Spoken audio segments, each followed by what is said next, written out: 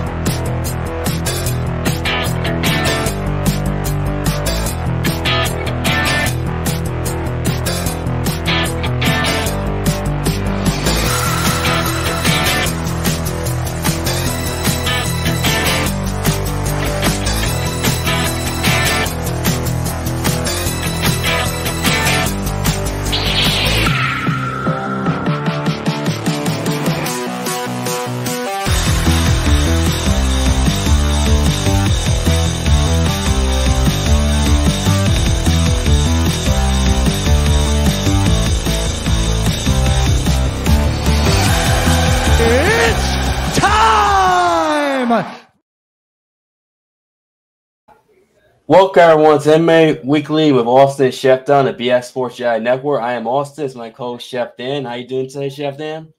I'm doing great, Austin. Doing great. Coming off of a great pay-per-view that was, it was great for the whole world of MMA, and I can't wait to get into it. But how are you today, Austin? I'm doing very well. Doing well. Like you said, it was a very, very entertaining pay-per-view on past Saturday. All the fights were entertaining one way or another. Well, the one was controversial. We'll get to that, Lewis and Pavlovich fight, obviously. But yeah, looking forward to breaking down this card. Can't wait to break down this card, and just want give a shout out to our podcast platforms. We're on Spotify, Apple, Google Podcasts, Reason FM, etc. Definitely, we appreciate support those who listen to us on podcast platforms and those of us who watch us on YouTube as well and Rumble. We appreciate the love and support. And let's get into this pay-per-view card. UFC 277. Amanda Nunes versus Julianna Peña 2, accompanied by Moreno versus Kai Kara-France 2. So it was a bevy of rematches that night. Yeah, the main event, co-main event, and rematches, which is not too often. It's happened before, but it's not like common. We see rematches in the main event, co-main event events, let alone pay-per-view for championship gold, or the one's interim, but still championship. And speaking of championships, in the main event, it was Amanda Nunes and Julianna Peña for the 135 title at bantamweight, women's bantamweight, as Julianna Peña was defending her belt against Amanda in the rematch, where in December, Julianna pulled one of the biggest upsets in MMA history by beating Amanda Nunes. However, in this fight, Julianna cannot beat her again, as Amanda Nunes dominates Julianna Peña and wins this fight comfortably through decision. I believe one judge had 50-43 and one judge's scorecard. I have a... Go ahead. Oh, yeah, go ahead. Yeah, 50-45, 50-44, and 50-43 on all three judges' scorecards. So everyone gave every round to Amanda. Some rounds were 10-8. Well, at least one round was 10-8 for one judge. One judge gave 2 rounds 10-8 for Amanda. But yeah, Amanda clearly won the fight. The first 2 rounds were somewhat... I see Amanda Nunes holding both belts, happy that she avenged the loss and got her belt back. The first 2 rounds were competitive, where Julianna at times did land, and when she did land, she did, stun Amanda a little bit, to the point where Amanda did have like a bruise around her right eye, like right cheek area after the fight. But rounds 3, 4, and 5 were definitely Amanda just dominating her and taking Julianna to the ground, which I did not expect.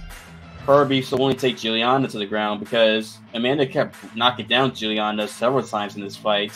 But Amanda took her down and survived on the ground and did some damage, even some elbows, where she did cut Julianna, as Julianna had that nasty cut around her forehead.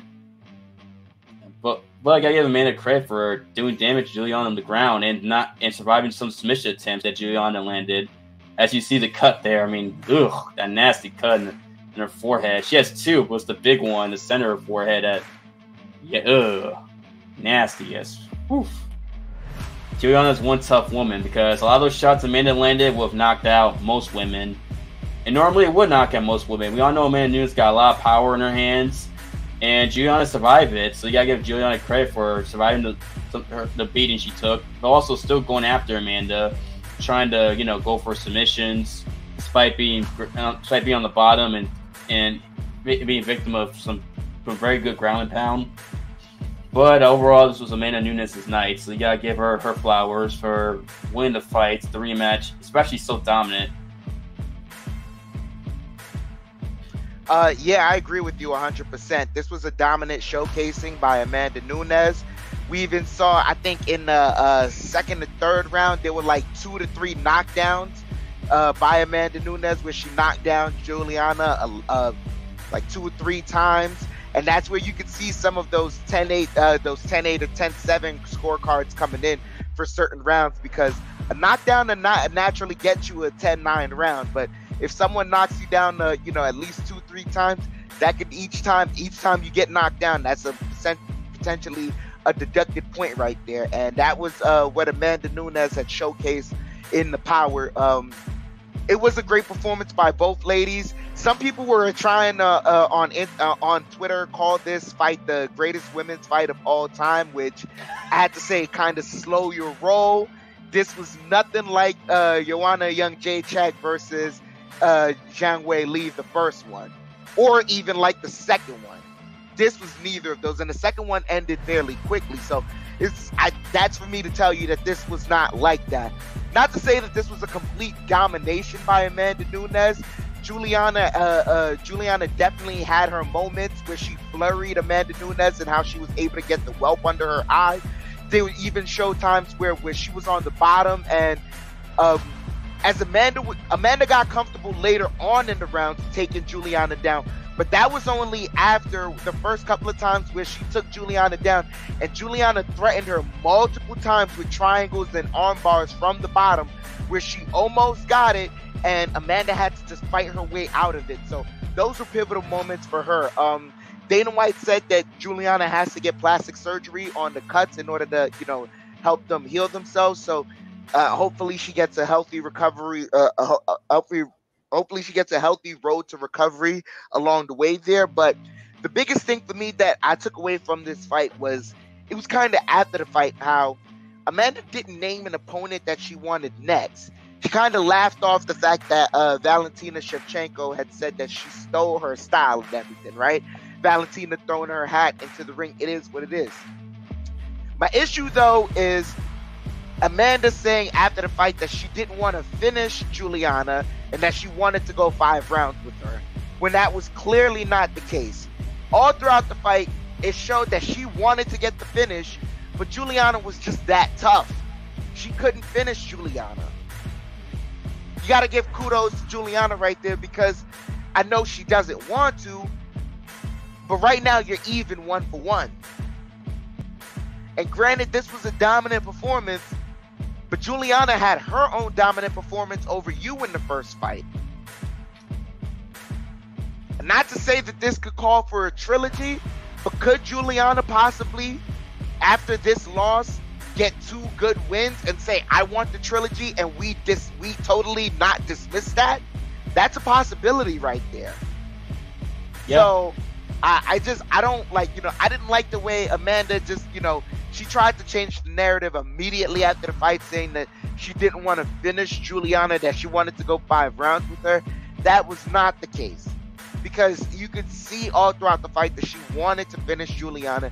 It's just that she couldn't, because Julianna was that tough of an opponent. It was a dominant performance by Amanda Nunes. I don't want to take anything away from that, But could she get the finish that night if she wanted to? We saw that she tried multiple occasions and she couldn't. That's my piece on that. Yeah, I totally agree with your statement about Amanda trying to change the narrative about not wanting to finish her, going 5 rounds when that's not the case. Where it seemed like she was doing everything she can to finish her, but just couldn't because Julianna's toughness, as we both mentioned. Totally agree with you there. And I agree with you that Julianna, if she can, bounce back, get a victory or two, definitely warrants a third fight between Amanda and Julianna. Because I personally do, I don't think it's necessary to do a trilogy fight immediately. I know Julianna called for it, but I disagree with Julianna Peña because I don't think this warrants a third fight. I personally like to see Amanda and Valentina have their trilogy fights because both women, there's not a clear-cut number one contender for either of these women. And the fans been wanting it for a while, so I think for Amanda, I like to see her and Valentina go at it one more time. But since, both women kind of show vulnerability somewhat, in the recent performances, so better get out the way now before something happens to either one of them. Although, I'm not sure it's going to happen, but you never know. Sport is unpredictable, obviously. And I wouldn't mind seeing that as maybe Julianna could win a fight in the meantime and someone can rise up in the flyweight division, challenge Valentina. I'm just saying it's what I like to see next for Amanda, personally, is... Well, Amanda says she wants to defend the other belt, so... Against who? Come on. Against who, Amanda? Who? Come on. It's not up to us though. She's the double champ. She hasn't defended that featherweight title in a while, so I guess. I guess. Yeah. Come on. Ugh. Anyway, good victory. I also give Amanda credit for changing stances. It seemed like it threw off Julianna, her changing stances and throwing attacks with her, throwing different kinds of attacks. I do want to mention that she was really dominant in that southpaw position.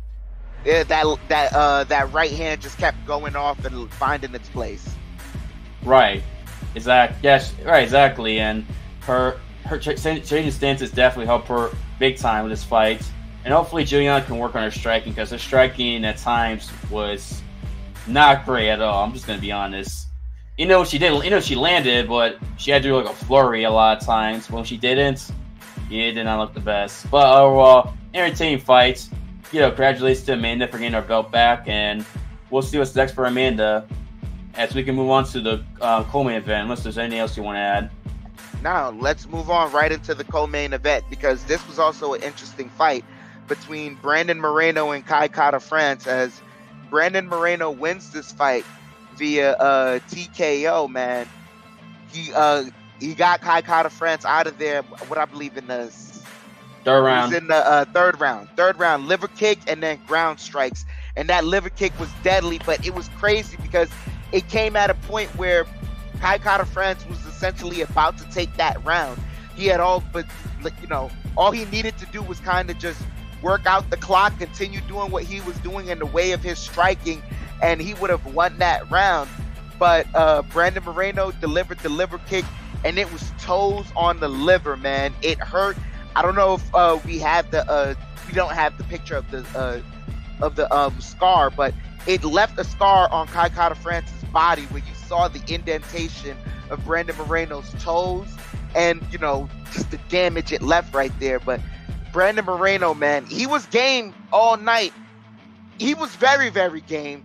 He kept getting Kai Kara-France uncomfortable. You saw Kai Kara-France was very, very uncomfortable in the striking game. Brandon Moreno kept rushing him with flurries of attacks and using that low kick whenever he needed to. He really, I think he took round 1 and round 2. And Kai Kara-France needed to take round 3 and possibly take round 4 to even make it a fight. But Brandon Moreno if I'm saying he took round 1 to round 2 and finished it in round 3 after Kai Kara-France had a moment, it was kind of sort of a dominant performance for Brandon Moreno. But my issue throughout this fight was I felt like Kai Kara-France was truly in his own head because he didn't show an openness in his attacking that he usually does. I mean, his best moment in that third round was when he involved leg kicks himself.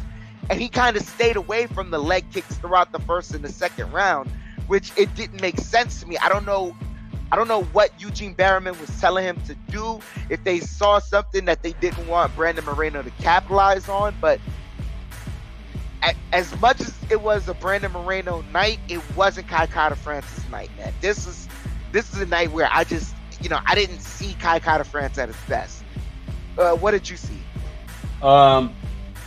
Yeah, that's a good point about Kai Kara-France not throwing leg kicks till the third round, because Moreno at times had like a traditional boxing stance. Is something that Moreno, for those who don't know, went to a new camp in James Krause in Kansas City. I forget the name of James Krause's gym, but Krause, Krause has done a good job with his camp, producing some talented fighters who fought for championships. But yeah, back to Moreno. Moreno had like a more of a boxing stance, and they're trying to like fix that Krause's camp, and that's a perfect position. MMA. Glory MMA. Okay, that's the name of Krause's gym. Good job there, Dan. I kind of forgot, but yeah, like in a boxing stance, it leaves you open to get leg kicks, especially in MMA. And Kai Kara-France did land a couple, but not enough until like really third round, and that's where he started having success. I mean, even like I think Moreno, I forgot what happened where Moreno was on the ground and Kai Kara-France was on top of him throwing some strikes. Like I forgot what happened, but I know if you watch that picture of the fight of Herb Dean pointing Brandon Moreno off, you see Moreno has a huge cut around his eye area or his cheek. That was in the third round where Kai Kara-France started doing better and opened up a cut in Moreno's cheek area. And it looked started to turn in Kai Kara-France's favor. And I thought it was 1-1 going around 3. I watched it live, but you might be right. It might be 2-0 Moreno. But yeah, Kai Kara-France could have fought a better fight. It looked like he was finally finding a better fight in the third round until Moreno caught him with that body kick, and that's all she wrote. And I see the pictures of Kai Kara-France's side where Moreno left an imprint, and it was that bad where if you leave an imprint of your foot on someone's body, you hit them very hard. And most guys get hit in that area that hard, they're shutting down. And that's what happened. Moreno was able to hit him there and ground pound and get the finish. He got the performance bonus too, Brandon Moreno, as he deserved, because that was a great performance. I'm someone who loves a good body shot, and I definitely enjoyed seeing that. I mean, but especially you don't usually see body shots for punches, not exactly kicks. And seeing him kick, it was very impressive, and it's very Mexican style of him, because Mexican boxers are known for body shots, and seeing Moreno win with a body shot but a kick was very cool to see, considering he is from Mexico, as he wins the interim title, setting up a 4-fight between him and Davidson Figueiredo. As Figueiredo got in the cage afterwards, as Moreno called him to the cage, and it looked like there was tension between the two. It looked like something was about to pop off with the two, but it wasn't the case. It was very respectful, very friendly, and Figueiredo said, let's fight in Brazil. He's fought him in his home turf twice. And what he means by that is that the second fight was in Phoenix, Arizona, and the third fight was in Anaheim, California. As we know, those places have a lot of Mexicans, to the point where it was basically fighting in Mexico, those fights for Figueiredo and Moreno. So Figueiredo says, why don't we fight in my hometown, in Brazil, from my people. And Moreno did say yes to that idea. I would like to see those guys fight in Brazil. I think it'd be cool to see the UFC go back to Brazil.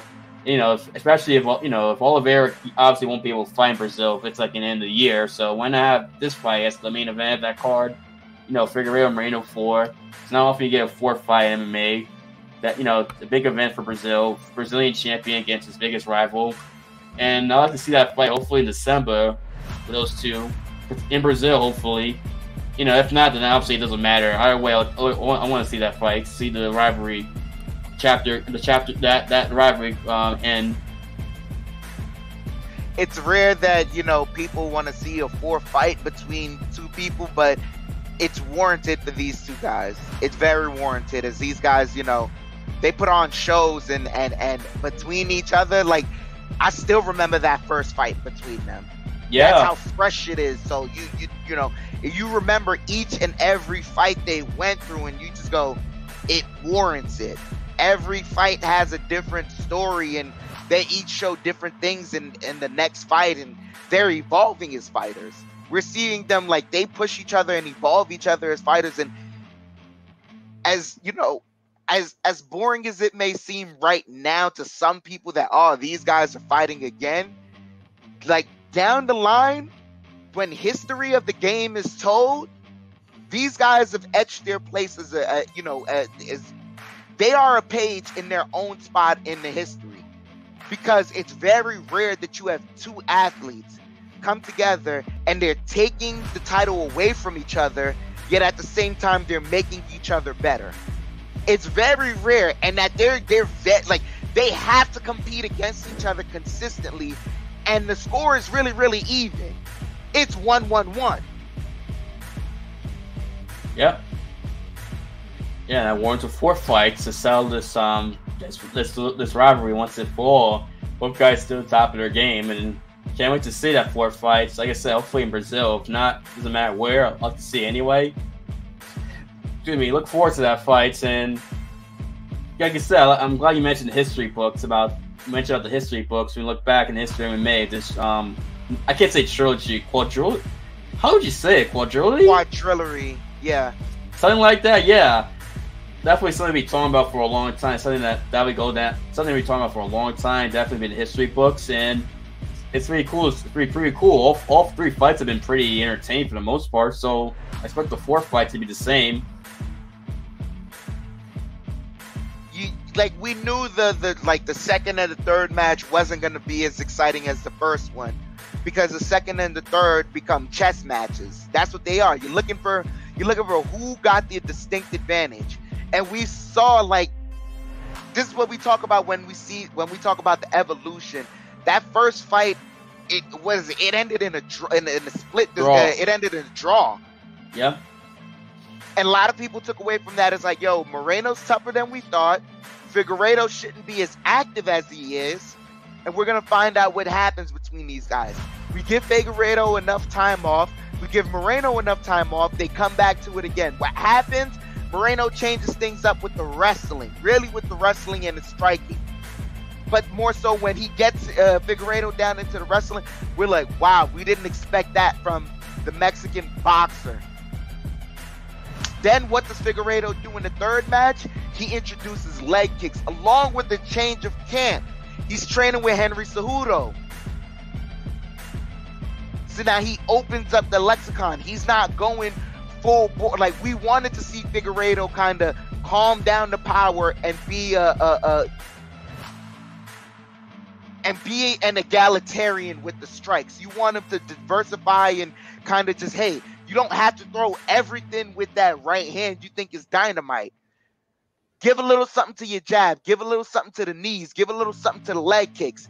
And the leg kicks will prove the difference in the third fight. So what happens in this 4th fight?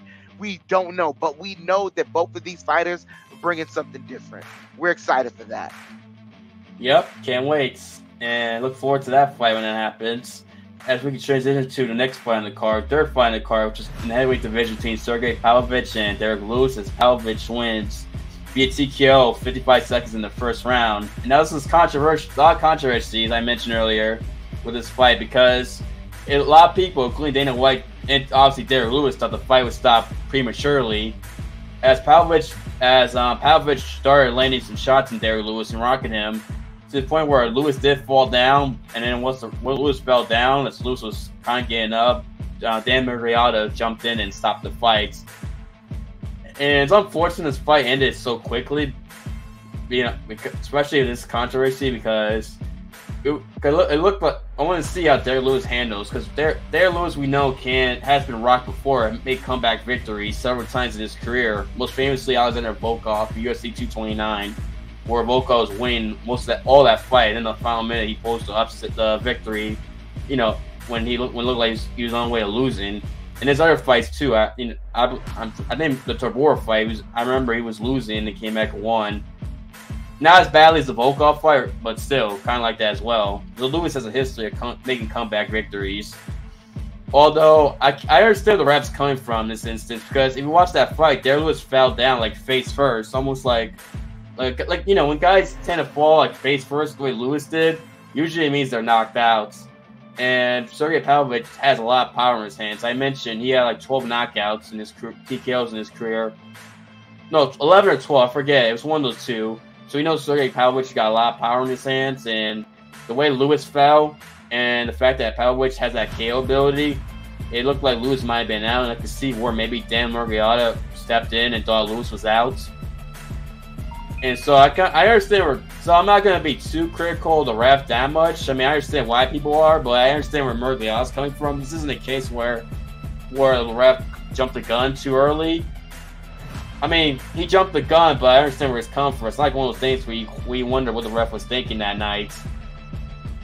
I mean, Larry Lewis did cut open Sergei Pavlovich around his forehead. So it clear the punches were somewhat affecting Sergei Pavlovich. I'm interested to see what happened if I continue. But overall, this was a very, I guess a good performance by Pavlovich. I guess. Go ahead, Dan. I know you want to speak. Nah, this wasn't a good. Like, I mean, everyone understood where Murrieta was coming from stopping that fight, but even take into account the last win that Derrick Lewis had was against Curtis Blades. No, Chris matter of Daukaus. fact, he had against Daukaus, but prior to Daukaus, against Curtis Blades. You remember what happened with Curtis Blades? Curtis Blades hit him with a body shot. He played possum, moved back, and when Curtis came in for the shot, he boom hit him with the uppercut. If you know Derrick Lewis, one thing he's known to do in that ring is play possum. He's realized sometimes chasing after the guy with my heavyweight power, it doesn't work out. But also sometimes what he's realized is that when someone thinks they have a KO, they get reckless. If they get reckless, that gives him a chance. That's what happened there. He played possum, but his possum was a little too convincing, and that's what got him there in that fight. Because you could see it in the picture. He immediately pops back up. He's upset at both Pavlovich and Murrieta, and everyone said it like that. It was a false finish. It was a false finish. It kind of takes away from Pavlovich's from performance, because like, I mean, he looked good throwing punches, but everyone could look good throwing punches if you're just throwing them, by yourself, shadow boxing. Yeah, especially look good if a guy takes a dive. Not to say that Derrick Lewis took a dive, but he took a dive. What he means by is when he fell forward, he dove. That's what he means. Yeah. Don't want people getting the wrong idea about what you're saying. He didn't lose on purpose, no. But he kind of faked like he, got hurt, and in essence, his acting ability was kind of too good for himself. Not saying it's Derrick Lewis' fault, but it kind of is. Right. I mean, it is kind of his fault. The problem playing possum sometimes is if you're too convincing, it can screw you over and cause the ref to pull you over. And it looked like it bit him in the butt there with Dan Murrieta. So it's one of those things where I think Derrick Lewis had to have had next time you got to have conversations with the referees and all, but Sergei Pavlovich, how can I say he looked good? That slim moment where he caught Derrick Lewis, and Derrick Lewis faked like it hurt him that good, or this was kind of a nil fight. I mean, I don't know what they do next. I don't know if they do the rematch or they do something else. I have no idea. I wouldn't do a rematch. You just move these guys along and let them fight other people until we may possibly want to see a rematch. If either one of them calls for a rematch, then hey, we'll do that another time. But to see this fight again so soon, yeah. I don't know. Maybe do Pavlovich and Volkov. Between the two Russian heavyweights, probably. I mean, if they don't train in the same gym, I'm not sure they do. I don't think they do, but maybe that's next. See, who knows? We do Derrick Lewis, maybe Rosenstruck potentially next. I'm just throwing names out there. I don't know what they should do next for either one of those guys, but Well, no, we shall see. I mean, yeah, we shall see. Sucks to end it like that. But we can move on to the next fight, which no controversy between Alex Perez and Alexandre Pantoja. As Alexandre Pantoja wins via ridiculous choke, a minute 31 seconds. Great performance by Pantoja. I mean, my goodness, he went at Perez, and they were trading shots like back and forth as Perez was counterpunching Pantoja. It was kind of surprising that Pantoja went straight at Perez, but it worked because he was able to get close to Perez and be able to get hold of his body and got on top of him. They went to the ground and he got on Perez's back as Perez was staying up, and it was basically beginning to end for Perez as he backpacked him, was able to fight, get the rear naked choke after Perez was fighting the hands. And once he taken the choke, it looked like he was across the face, and even that was tight because he was pressing. It looked like it was making Perez uncomfortable. It's one of those things where you see it. Sometimes they don't have to get under the neck. What they can do is just get right across your jaw, and then they put their arm, they pressure they put their elbow right near your shoulder, somewhere right there. They lock in their arms, and then they start cranking. Or they put their elbow on the back of your shoulder, put their forearm across your chin, get it like this, and from there they use your own body to crank your head out of your head. Crank your own head out of your neck. It's kind of like they're gonna pop your head off. Yeah, that's a good point. Yeah, and yeah, it was like Conor McGregor and Khabib, where when Khabib had that choke on Conor, it was like across McGregor's jaw. It was like kind of like neck cranking him. It was similar, obviously not as intense or as strong as Khabib did at Conor, but it was kind of like that, and he was able to get Perez to tap out, and a very convincing, great performance by Pantoja, as he asserted himself as someone who could be a backup replacement for Moreno Figueiredo, which that's what they should do, have him as the backup fighter in case one of them has to pull out. They insert Pantoja right in, fight whoever fight whoever doesn't pull out, if there's a pull out between Figueiredo and Moreno. But yeah, great victory for Pantoja. I mean, he's won 3 in a row now.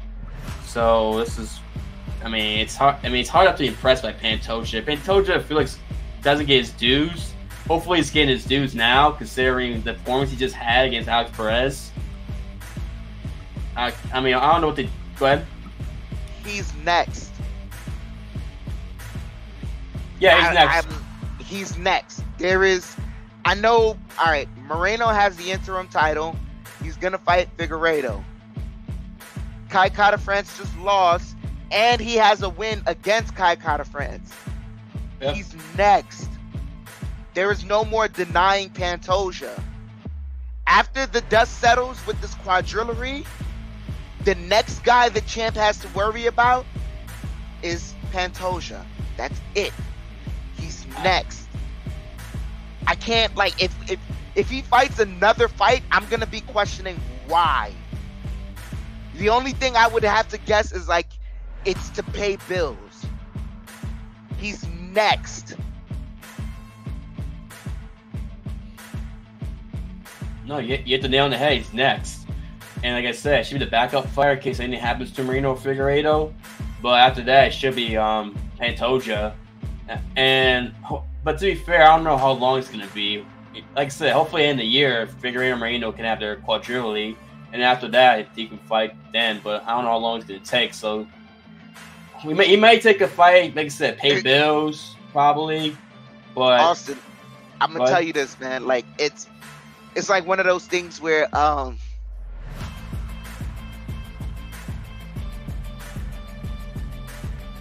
he's sitting in the Colby Covington, Robert Whittaker seat.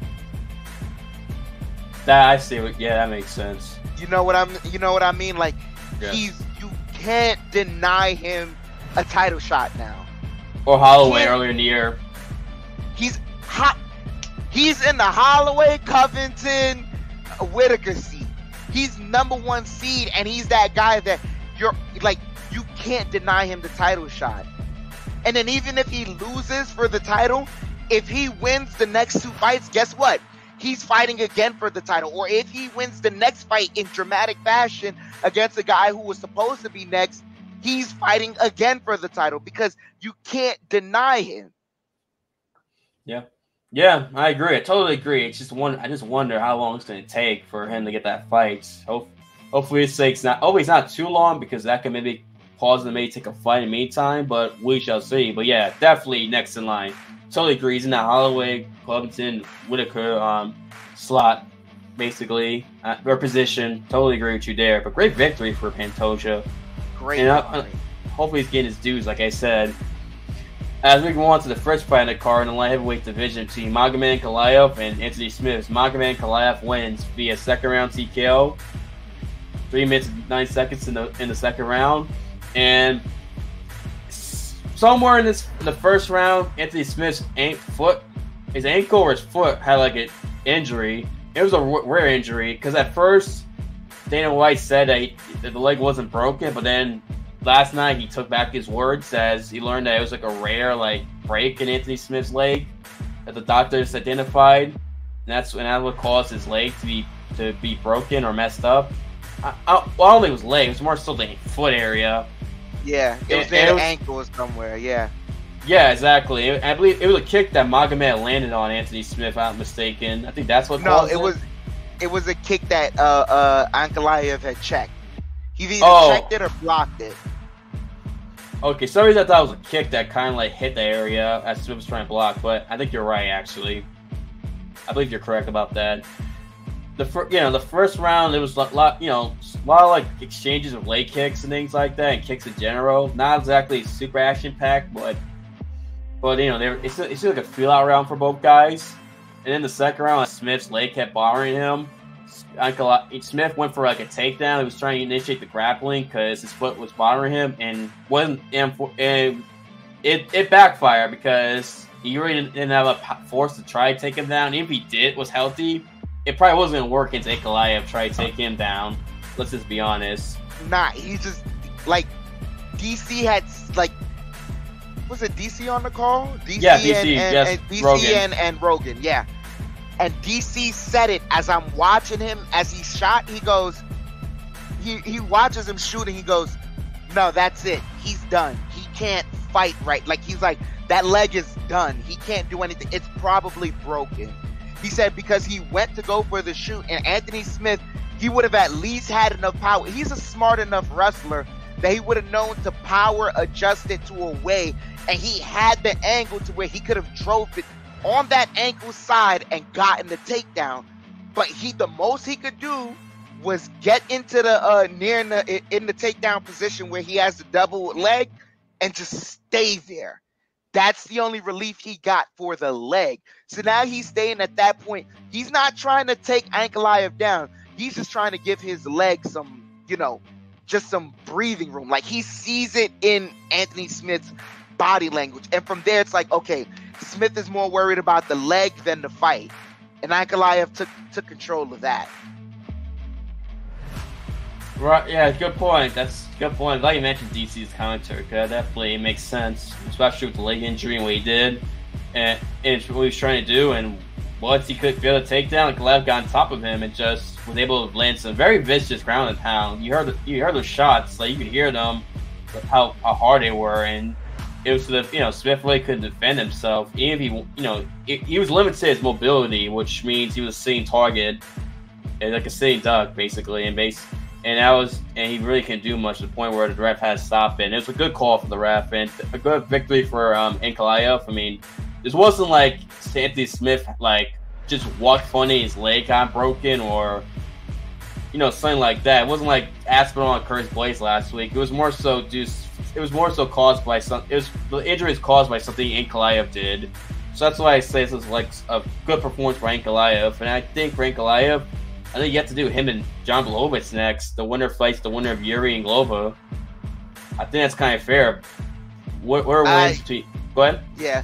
Nah, I agree with you. Yeah, that seems to be the case. It would make sense if whoever wins that fight has earned the right to fight for the title next, and as Glover and Yuri have their rematch, so that I think it makes sense. You can, it could be main event with fight card, or may have them the same card as Yuri and Glover. And with lightweight division, we get clarity in terms of who the champ will be and who the next contender. And I like that. And I think it's a good matchup. I like to see how, I like to see what Ankalaev and Jan look like as Ankalaev keeps winning these bigger fights. He beat Santos and then he beat Smith. And what else? He had another big fight. I'm trying to remember. I'm trying to remember. Kutalaba? No, not Kutalaba. But I know Santos and Smith were like his two big fights, and he's passed the test, basically. We have a new contender in lightweight division from Dagestan, too. Usually Dagestanis are like one. But it was Uzdemir. Uzdemir. Yeah. You're right, Uzdemir, yes. Yes, you're right. It was Uzdemir. You're right. In Abu Dhabi, the Fight Island. Yeah. Yeah. Good call. Yeah, you're right. So yeah, all these big fights he's won. So he's definitely a legit contender in this lightweight division from Dagestan too, as I mentioned. Usually the Dagestans I've noticed are like the 125 to like 170 range, a lot of them. So yes, there are guys from that region who are like big, like heavyweight, lightweights, but it's not many. Now you have a contender. So who knows? Maybe you may see more guys in that weight class start coming up potentially. Who knows? We'll see, but definitely big for Dagestan to have someone in that weight class doing well. A good performance by Magomed Ankalaev. It was a good performance by him, man. Just me personally, I'm a Lionheart fan. It kind of sucks because it felt like we didn't get the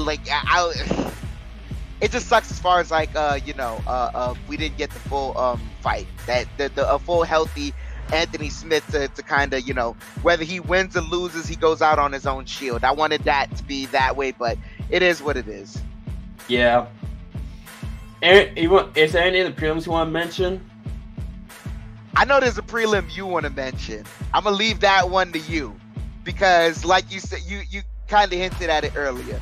But for me, the prelim I want to mention is Michael Morales. He defeated Adam Fugit in the third round, TKO via punches. And this was a fight that some people, they thought that Michael Morales was kind of a little impatient, that he was kind of just, he was kind of flaunting his excitement for being what he is throughout the UFC and the prospect that he is. But when you watch this guy fight, man, this guy is a clean striker. He doesn't panic in the ring. There was some moments where he got on, like he was on bottom. Things could have been going bad for him, but DC had to commentate on it. And Joe Rogan had even mentioned it too. He's like, yo, you got to look at this guy's face.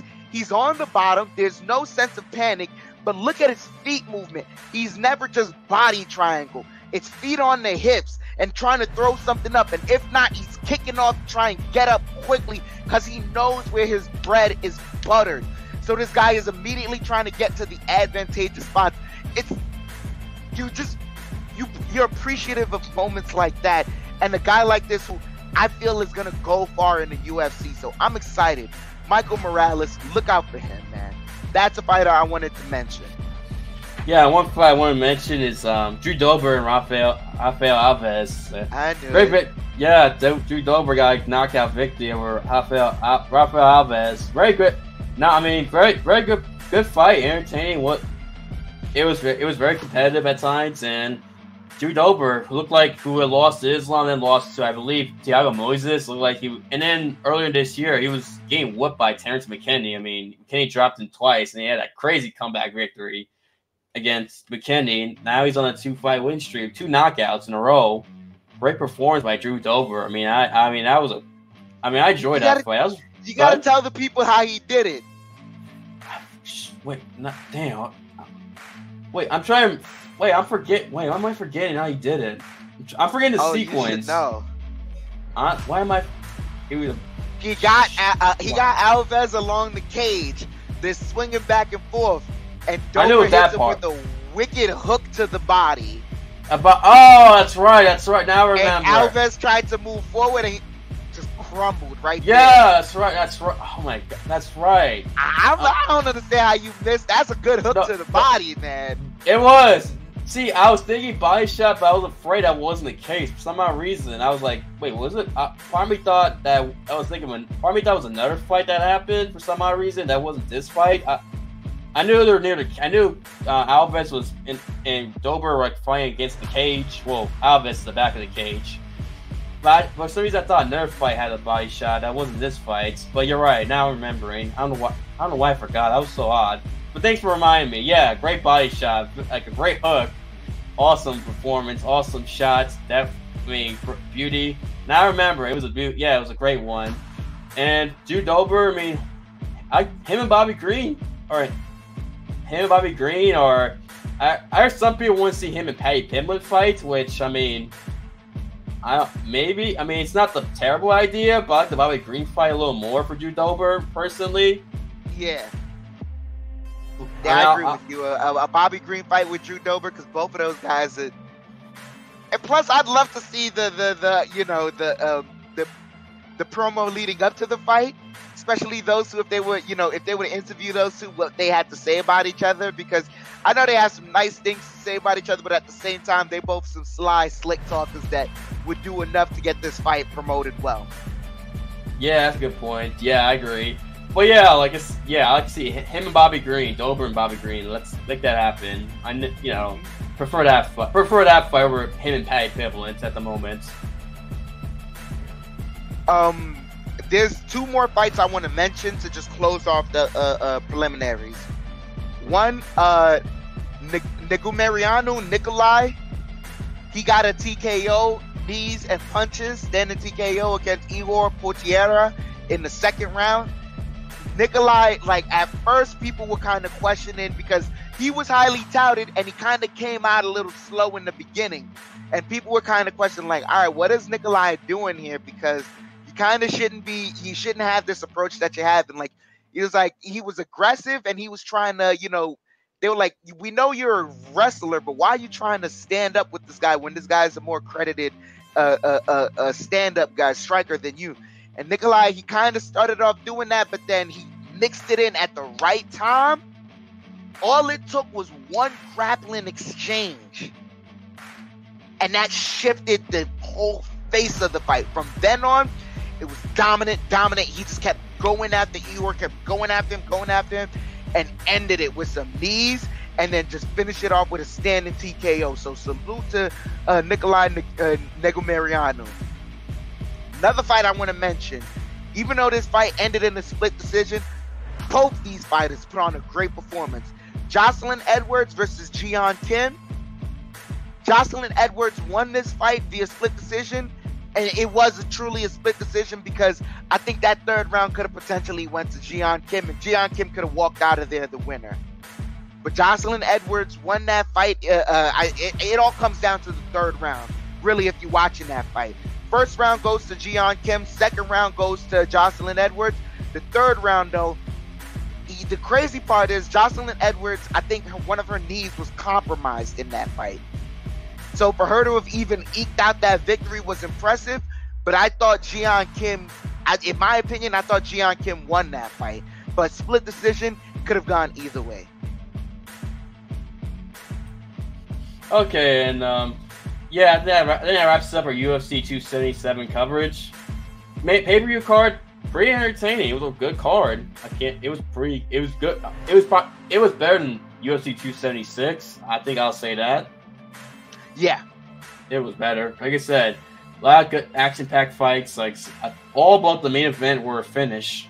Yes, there was a controversial finish with the Derrick Lewis and Sergei Pavlovich fight, but this was entertaining. We got Amanda Nunes back as double champ, getting her belt back. You got a quadrilogy, if I said it correctly, between Figueiredo and Moreno.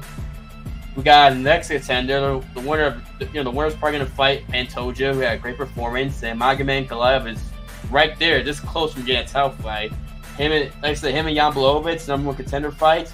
Let's make it happen, and that should be a good fight. And who knows what we'll do with Lewis and Sergei, but good card, good pay-per-view. And we can transition from what happened last week this upcoming weekend in UFC Apex. UFC Vegas 59 between Thiago Santos and Jamal Hill. in the lightweight division as your main event. Santos comes in this fight losing 3 of his last 4. His last fight was, I believe, a loss to Magomed Ankalaev. And Jamal Hill's coming on, I believe, a 2-fight win streak, which is crazy considering that it was over a year ago. He got his elbow dislocated by Paul Craig in June in Arizona, and in like 13 months later, a little bit over 13 months, he's in the main event and he's won 2 in a row. I thought he was gonna be out for a while, Jamal Hill, so I'm kind of like surprised that he's back. Now he's in the main event against Thiago Santos, a guy who's a veteran, fought for the lightweight championship back 3 years ago against John Jones, and hasn't really looked the same since that loss. I mean, granted, he tore like I think every ligament in his knee. I mean, bro, he tore crazy. ACL, MCL, meniscus. Whatever was in there, it tore up that fight. He paid the price. Yeah, and the fight wasn't stopped due to a leg injury. He kept going. He finished all 5 rounds, which is ridiculous as AF. I mean, jeez. I mean, my goodness. Shows the toughest Thiago, but he hasn't been the same. I mean, one thing I noticed, he doesn't throw a lot of kicks. Before that fight, the injury, he drew a lot of kicks more often. And his last 4 fights since returning, he hasn't thrown a lot of kicks at all. And I feel like that's something that's going to help Jamal Hill not dealing with kicks of Thiago Santos, because Thiago threw some very good kicks. And I think Jamal Hill will win this fight because he's a very rangy fighter, and at times does know how to use his range very well. I think he'll definitely use it against Thiago Santos, who at times seems a little gun shy, especially his last 2 performances. He really looked gun shy, although he did hurt Magomed and drop him. But other than that, he really didn't really do anything. And I think because of the gun shyness of Thiago Santos and the fact that Jamal Hill's confidence is all-time high after that injury, and it does fight rangy and knows how to use it, I think he's going to beat Thiago Santos. I think we're going to have a new contender in the lightweight division, and I think Jamal Hill's going to move up the rankings next week. He'll move up the rankings next Tuesday after a victory over Thiago Santos. Is what I'm trying to say. I see no reason to disagree with you, man. There's no reason to disagree with you at all. I think Jamal Hill, he's gonna get the TKO. If not the 2nd round, then the 3rd round. It's not gonna be early in the 1st round. It's gonna be 2nd or 3rd round TKO. That's what I'm calling it. So get your Draft Sports Kings book out. Get it out and place your bet. Shep is putting money on this one. I got Jamal Hill winning this one via TKO. I just, like you said, I don't see the same Thiago Santos. And Jamal Hill, his confidence, I think the confidence rose not after the break, where he got with Paul Craig. He faced Jimmy Crute first, right? Yes. Faced Jimmy Crute, won that fight via TKO. Mm-hmm. It's the fight against Johnny Walker. That cartoony finish he made Johnny Walker have. He hit Johnny Walker on the top of the head and made Johnny Walker make body movements that hasn't been seen since Tom and Jerry, Looney Tunes, Scooby-Doo, Hanna-Barbera stuff. Yeah. That's what he did to Johnny Walker. And Johnny Walker's already a character, so for him to make Johnny Walker even more of a character, bro, you're not fighting the same guy, man.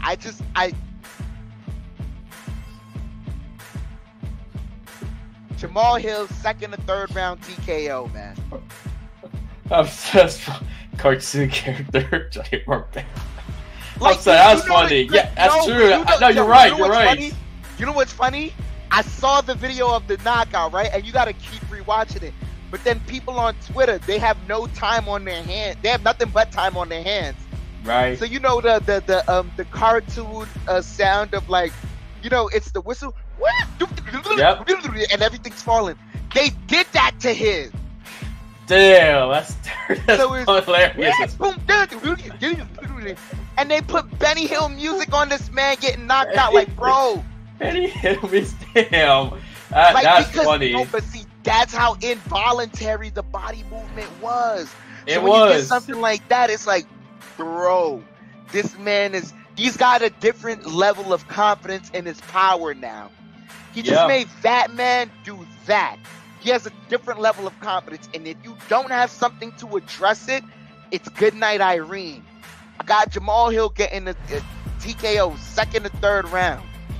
I agree. That's a good pick right there. A TKO second and third round. Because I think there's a good chance he does finish this Thiago Santos, especially in that round, especially in those 2 rounds. And I would not be shocked at all if we're talking next week about Jamal Hill getting a TKO victory over Thiago Santos. But yeah, But I'm gonna keep it. The only reason I'm not calling first round KO is because I have a lot of respect for Thiago Santos.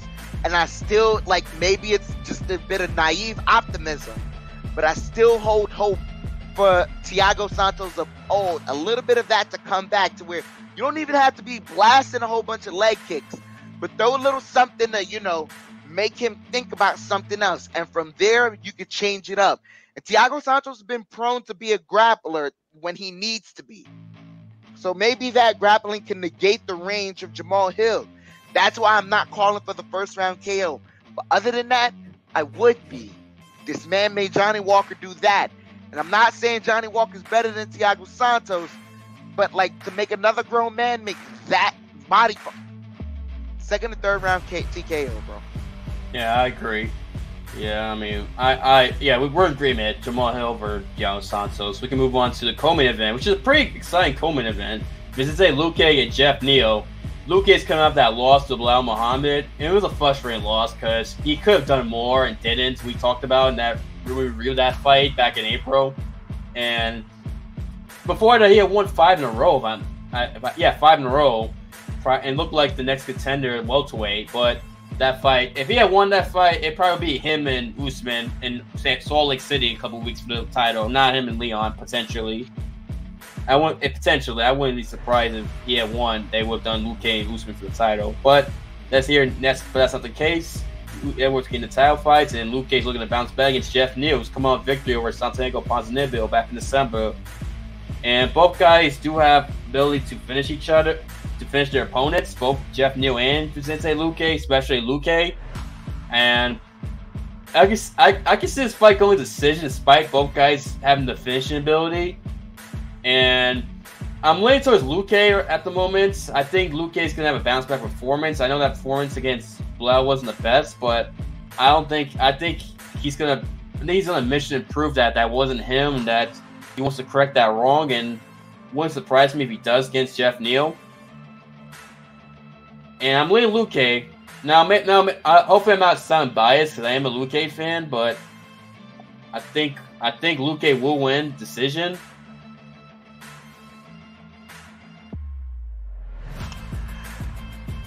I agree with you that Luque is going to win this. I disagree that this goes to decision. You got 3 rounds, and Vicente Luque, you don't want to prove that last fight against Belal Muhammad wasn't you. But if you really rewatch that tape, that was a terrible Vicente Luque. That was bad. So now you really got to get that taste of terrible out of people's mouths. That was truly a terrible performance by Vicente Luque. I've seen some all-time stinkers put up there. That was an all-time stinker. Yeah, I'm good. It was truly a stinker. I say Vicente Luque wins this one. He's either winning this via TKO or submission, but this does not go to decision for me. Wow, I mean, yeah, I can see why. Both guys tend to finish a lot of their opponents, to be fair. I see where you're coming from, though.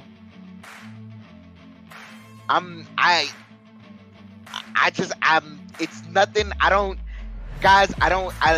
scour the dirt sheets like Sonnen would say. I don't scour the dirt sheets. I'm not on the MMA Reddits and nothing like that. I don't have any inside view on Vicente Luque. But this is one thing I know, just watching this guy's record and the way he moves, that if that was an all-time terrible fight between Belal Muhammad and in a fight that, regardless of whether win or lose, I'm not saying he could have won or lost that fight, right? But you could have put up a better performance. that was a stinker. He's really going to come. I believe Vicente Luque is going to come out there and correct this. He's winning this fight via TKO or submission. Right. Hopefully, yeah. As Luque fit, hopefully it's the case, but hopefully he does do that. Hopefully it is a finish. That'd be great to get a finish. I mean, I don't know what this is. I hope I'm wrong about the decision. We do get a finish, personally. Well, I hope you're right. That's all I'm going to say. I hope you're right. And Jeff Neal can win this fight, too. Jeff Neal, don't want to disrespect him. He's a good fighter. It's not a disrespect to Jeff Neal at all. But I'm just that much more confident in Vicente Luque, man. He showed us something during that run of 4 or 5 fights of winning where it's like, bro, you are the next. Like, he had such a perfect mixture of striking and grappling that everyone was like, all right.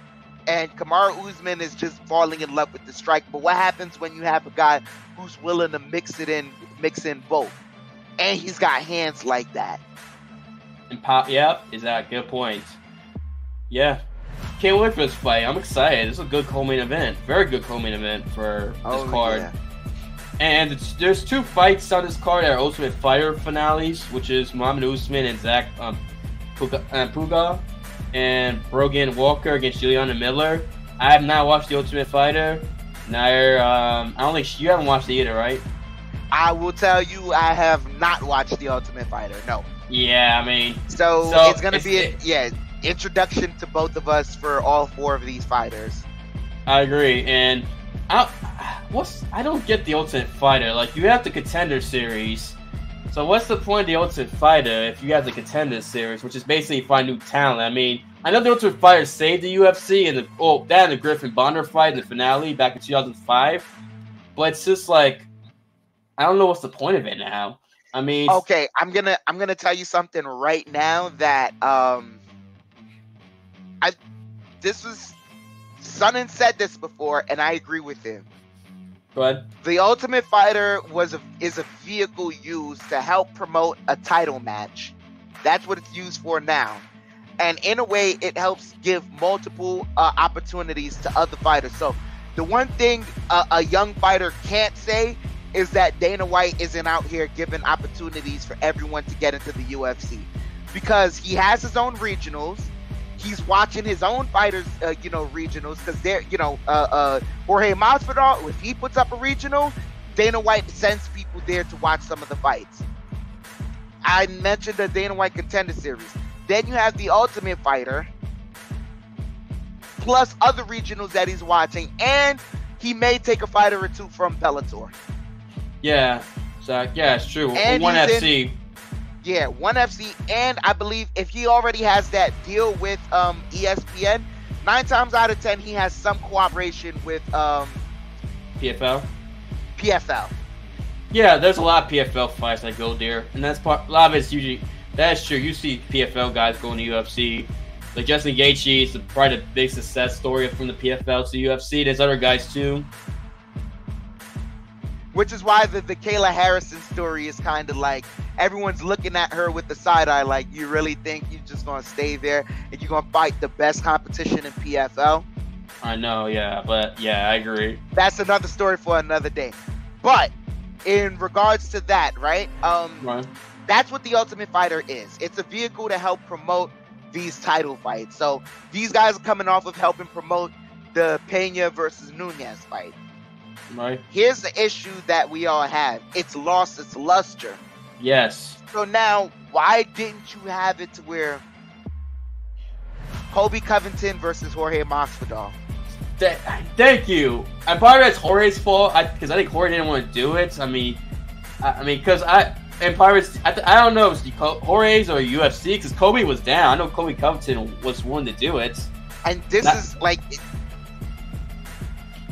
But like, and even if you look, all right, now you don't have that rivalry, right? That's done. Okay.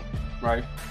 There should be another rivalry where, let's say, a championship isn't on the line, but both of these guys know, hey, once I take you out, I ain't got to see you for the championship. And once I hold that belt in my hands, you're a guy I ain't even got to mention anymore because once I beat you, that's it. At most, you really going to have to show your ass in the next couple of fights for us to really get a rematch going.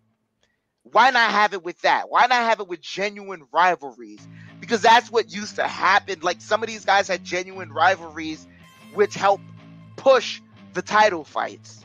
Right. I mean, two great examples: Ken Shamrock, TRT season 3, and then season 10 with Rampage and Rashad, which is the most successful season of Ultimate Fighter. Now, Cramble Slice being there helps dramatically, but still, I mean, if you ever watch that season of Rashad and Rampage, how many times those two get custom matches, saying some of the, just talking shit, those two hated each other. I mean, some of the things they said were hilarious. It was great television too. Can I tell you something funny? Yeah. Before I watched the UFC match, I watched The Ultimate Fighter. Spike TV, yeah. That's how I got introduced to UFC. I watched The Ultimate Fighter on Spike TV, exactly. In between 1,000 Ways to Die and some other show on Spike TV where they were teasing you with titties and beer, I was watching The Ultimate Fighter. Yeah, I mean, those Spike TV Ultimate Fighter shows were entertaining. I mean, my gosh, season 5 with the Nate Diaz season, a lot of great talent that season too, but also it was entertaining as well. The personalities and the fights were good too, and the fighters. Yeah, I mean, those are good. I mean, the Mayhem Miller and Bisping season, the last season Spike TV, which was the Dillashaw, John Dodson season, all those bantamweights. Bro, I didn't know I had such an I didn't know why I had such an affinity for Tony Ferguson. I didn't know it. I didn't know. I was watching Tony Ferguson fights going, why do I like this guy so much? I really like this guy.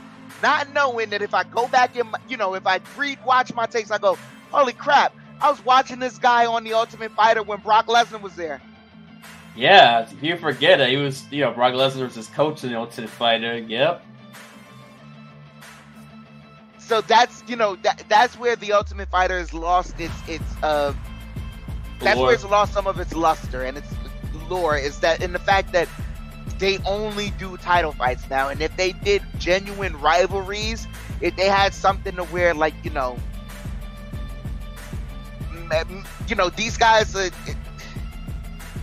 not to say that these guys have to almost get into a fight all the time, but sometimes we can, sometimes we like a fight, and it's shown right there with the Covington Masvidal fight. We don't need a title in between these two guys for them to fight. We just see two guys that don't like each other. But just as much so, you could also do something to where, and I know Dana White said it was his first and last time ever doing something similar to the BMF title, but man, I think that belt should be defended at one point. I have an idea for what they could do for next season Ultimate Fighter. Two coaches who don't like each other, where it's perfect. Poirier and Chandler for Ultimate Fighter, considering they almost got in a fight at 276. It's clear that there's tension between the two. I think that'd be a perfect coaches for next season. Nah, you're absolutely right about that. That's something that they could possibly do on the on the Ultimate Fighter. But I don't think they're going to. Yeah, I agree. It's sad. And like I said... No, they're not going to, because I wanted to save this until a little later, but because you drug it out of me. UFC 281, November. Michael Chandler versus Dustin Poirier in the lightweight division. Oh, I didn't know that was made. I did not know. I honestly did not know. They're close to finalizing that for November, UFC 281. Wow, that's a big fight. Well, there goes the Ultimate Fighter thing. But hey, we're getting a great fight in November in 3 months, so I can't complain. 3 months from now, we're gonna get a great fight. Great fight.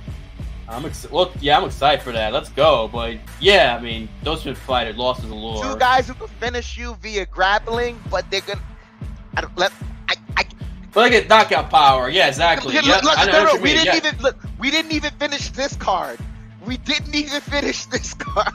Yeah, that's true. We did not. That's true. Okay, wait. Next fight on the card. So we have Zach Palga versus Muhammad Usman. That's happening, I believe, in possibly light heavyweight division.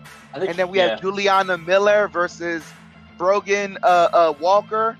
And I don't see what division that's happening in. I think it's women's flyweight. Flyweight division? Okay. Next fight on this card for Jamal Hill versus Thiago Santos. Augusto Sakai versus Sergei Spivak. This is happening in the heavyweight division. I got Sergei Spivak. Spivak, yeah. Augusto Sakai's lost 3 in a row. He does. He doesn't look the same.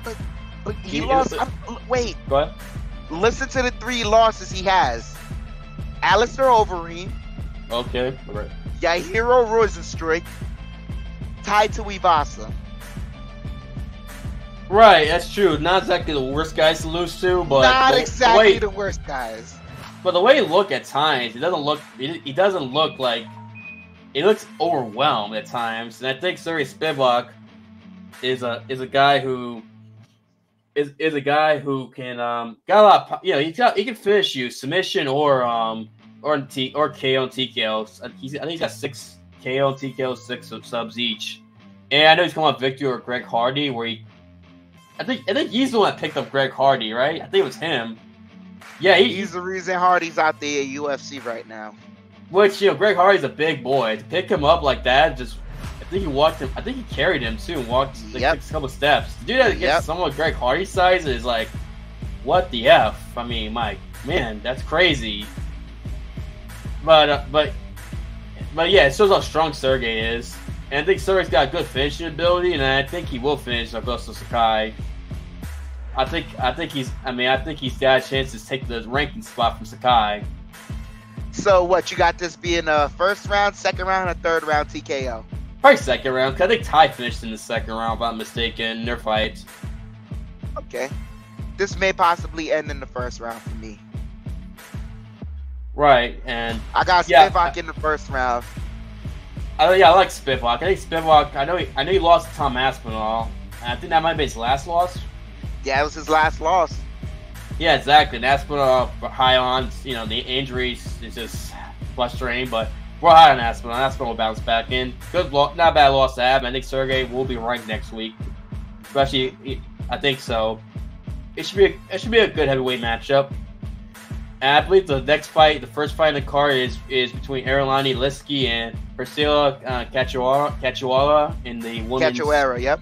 Cachoeira in the women's flyweight division. I think I got the division correct, right? Yep.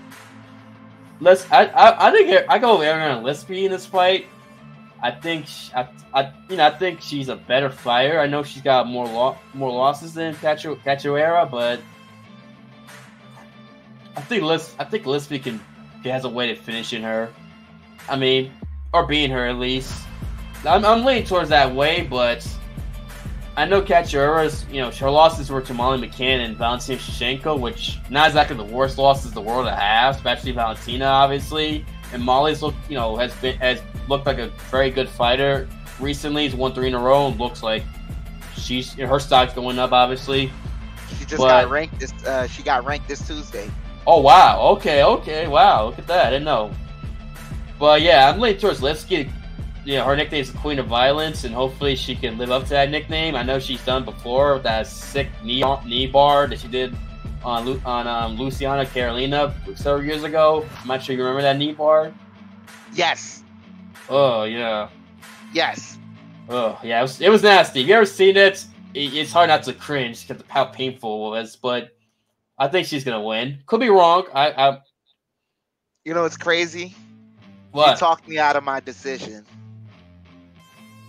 Really? I had Cachoeira winning this one, but just because you can take damage doesn't mean you should. That's Priscilla's biggest downfall. Is I'm thinking she could walk through some of Ariane's punches and get her to where she needs her to get her. And hopefully I'm right about this one and I'm just double backing for no reason. But just because you can take damage doesn't mean you should. Yeah, I'm agreeing with you on this one. I think Lipski's going to take this one. Yeah, I think so too, but we'll see.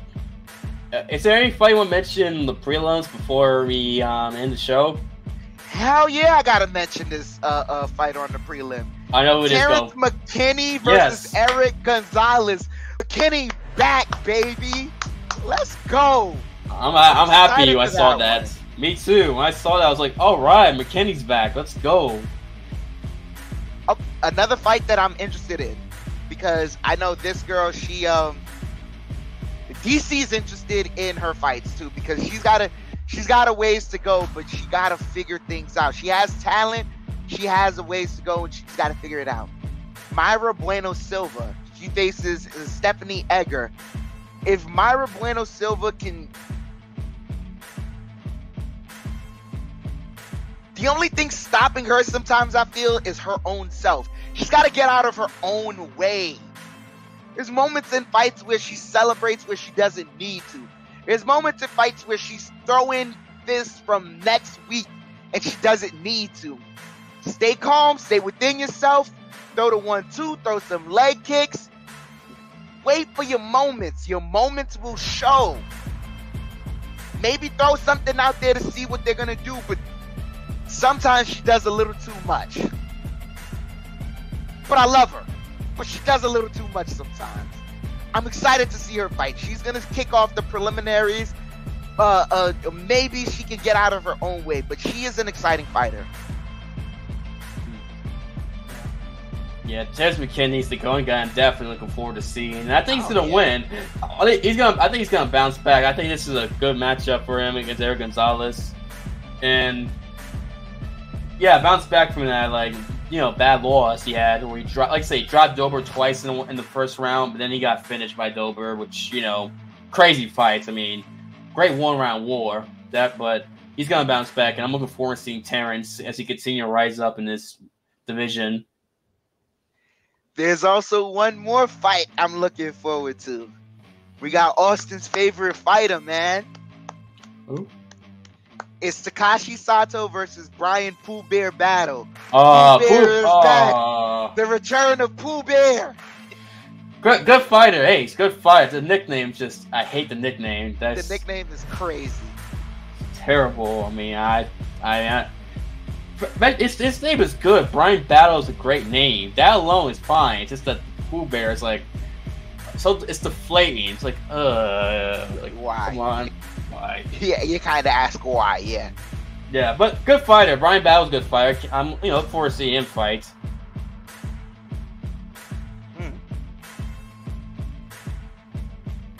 Okay. Yeah, but that's about it. Those are the only fights oh man. There's a fight I'm not looking forward to, but it's on the card anyways. I think I know what you're talking about. We're not even going. If I ain't got nothing nice to say, I ain't gonna say it at all. I'm not gonna say any either. I know exactly. I'm sure. Yeah. Anyway, yeah. This card starts at 10 p.m. Eastern on ESPN, 10 p.m. Pacific, and the prelims start at 7 p.m. Eastern, 4 p.m. Pacific. So kind of like a pay-per-view time starts for this card, kind of like how pay-per-views are. So it starts a little late, a little late for the rest of the East Coast, but good main event, a very excellent co-main event, and it should be a good heavyweight matchup. And we'll get two new Ultimate Fighters, new guys who enter the UFC for sure. So it's stuff to look forward to this UFC card this Saturday, and like I said, you broke the news. Chandler and Poirier are working for in November, UFC 281. That's an exciting fight for Madison Square Garden. MSG. Yeah, I mean, we know what Chandler did last year at MSG. I don't know if he's going to do that again. I doubt it, considering Poirier's not Gaethje, but it will still be a damn good fight. That I will say for damn sure.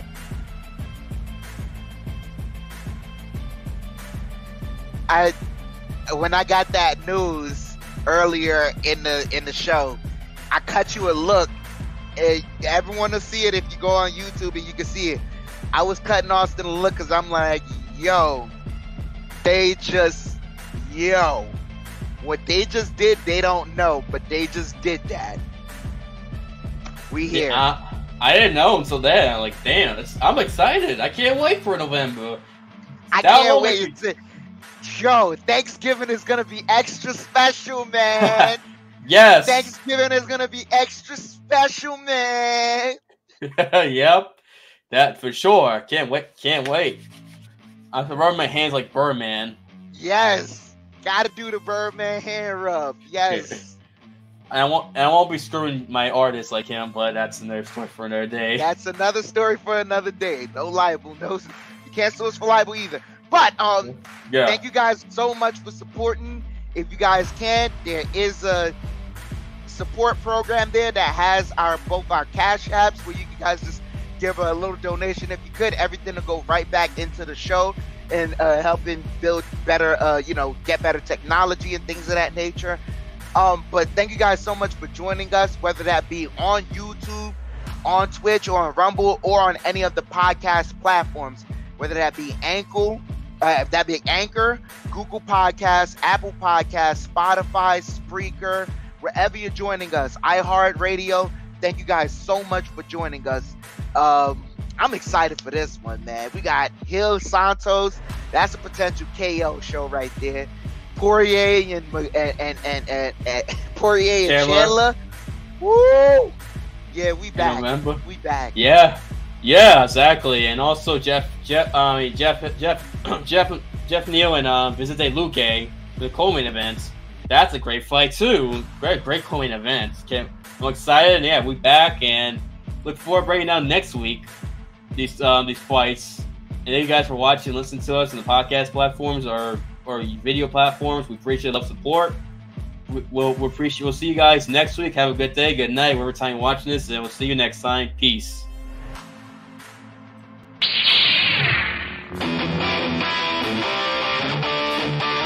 Ladies and gentlemen, we are